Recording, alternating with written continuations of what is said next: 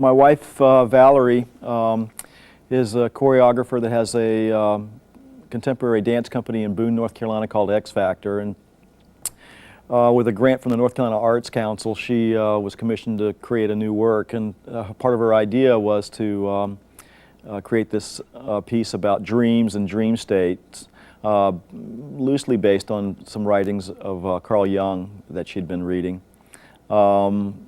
She mostly choreographed the various phrases and movements that you see in the piece.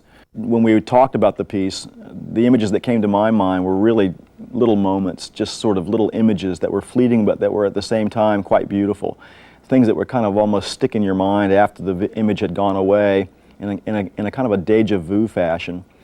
And again, I'm kind of relating that to waking up the next morning and thinking about things that you have dreamt about the night before.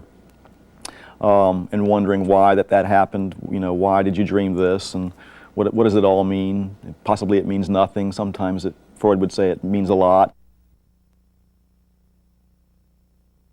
We did some location scouting. We looked around and found some incredible spots on the Blue Ridge Parkway. We live near there that had this incredible vistas everywhere you looked. Her idea was to get up before daylight and get out there and haul a bunch of equipment out there as well. Actually mostly props, dining room tables, chairs, things of that nature.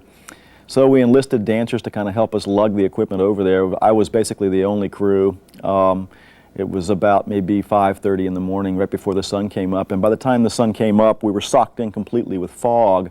So at first glance, we were a little disappointed in that there were no views.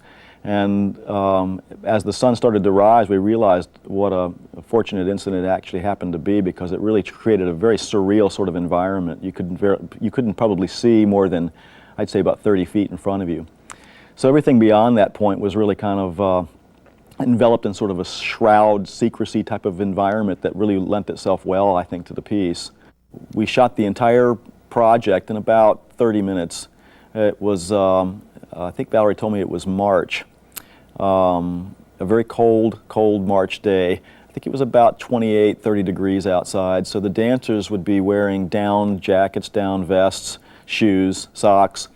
They would take their shoes and socks off, after all it's modern dance, and go through the motions that Valerie had already choreographed, and then at that point, when the words cut came, they would throw their down jackets back on again very, very quickly.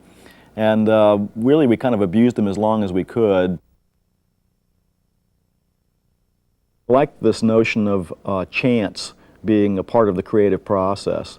Having pure accident, sometimes happy, sometimes not, kind of lead the way for you, and opening that up as part of the creative process for me is really the excitement. Not knowing where you're going and not knowing what's going to happen next is how I approach editing. I try not to keep a preconceived idea of what I want before I go into the lab or into the suite, and really just kind of play around with little sequences, trying to get them to be visually interesting first, and usually having something to say second. Now, and that this piece is about dreams, you know, the defense for what does it mean is dreams don't have to mean anything. It's the same defense with surrealism. The idea is open to interpretation in such a fashion that really it means whatever you want it to mean. And so you have a lot more leeway with a concept like that, I think, than with a specific message that you're trying to convey. Hopefully you're trying to create images that people can tap into, little moments that they can tap into.